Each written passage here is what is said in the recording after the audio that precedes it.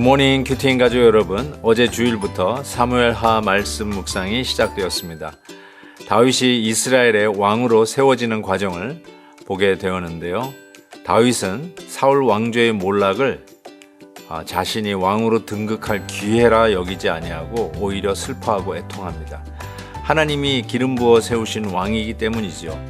오늘 우리가 하나님의 말씀을 묵상하며 나아갈 때 내 옆에 기름 부어 세운 사람을 귀하게 여길 수 있기를 바랍니다.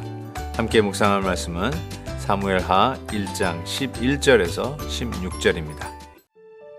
이에 다윗이 자기 옷을 잡아 찢음에 함께 있는 모든 사람도 그리하고 사울과 그의 아들 요나단과 여호와의 백성과 이스라엘 족속이 칼의 죽음으로 말미암아 저녁 때까지 슬퍼하여 울며 금식하니라. 다윗이 그 소식을 전한 청년에게 묻되 너는 어디 사람이냐? 대답하되 나는 아말렉 사람 곧 외국인의 아들이니이다 하니 다윗이 그에게 이르되 내가 어찌하여 손을 들어 여호와의 기름 부음 받은 자 죽이기를 두려워하지 아니하였느냐 하고 다윗이 청년 중 한 사람을 불러 이르되 가까이 가서 그를 죽이라 하매 그가 침에 곧 죽으니라. 다윗이 그에게 이르기를 내 피가 내 머리로 돌아갈지어다. 내 입이 내게 대하여 증언하기를 내가 여호와의 기름 부음 받은 자를 죽였노라 함이니라 하였더라. 오늘 말씀은 다윗이 슬퍼하며 애통하는 모습으로 시작이 됩니다. 그 이유는 사울 왕이 죽었다고 하는 소식을 알려온 이 아멜렉 천년의 보고 때문이었습니다. 어쩌면 사울은 평생 다윗에게 있어서는 가시와 같고 아니 자기의 생명을 기회만 있으면 앗아가려고 했던 장본인이 아니었습니까?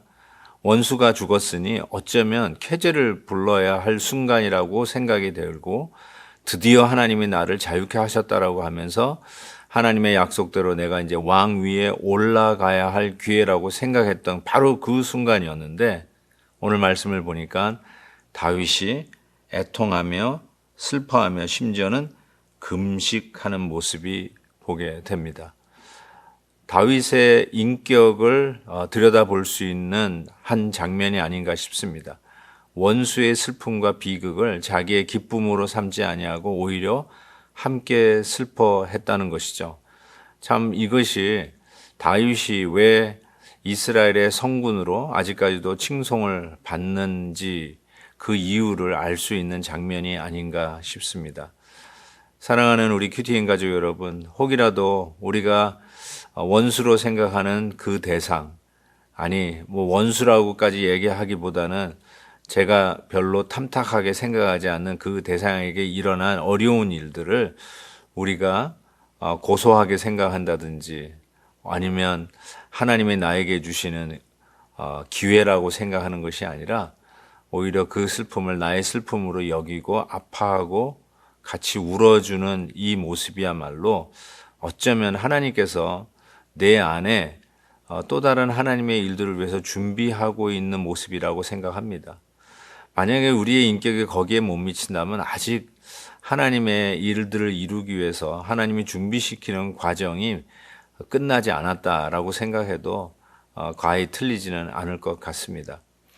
어쨌든 여기에 한 가지 우리가 살펴봐야 할 것은 아멜렉 청년, 이 군사가 사울 왕을 자기가 죽였다고 이 보고하는 이 장면에서 다윗의 반응을 우리가 보고 교훈을 삼았는데요.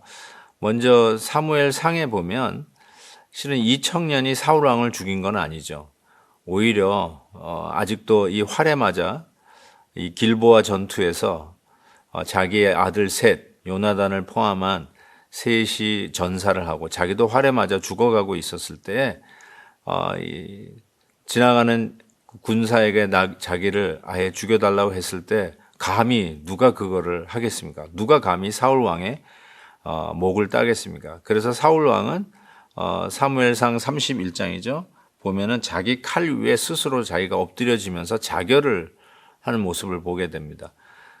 그래서 오늘 사무엘하 1장에 나오는 이 아멜렉 군사는 자기가 적장을 죽였다고 하는 이 이야기를 허위 보고하면서 그 공로를 챙기려고 했던 음모, 아니 그 의도가 숨어 있다라고 해도 그렇게 틀리지는 않을 것 같습니다.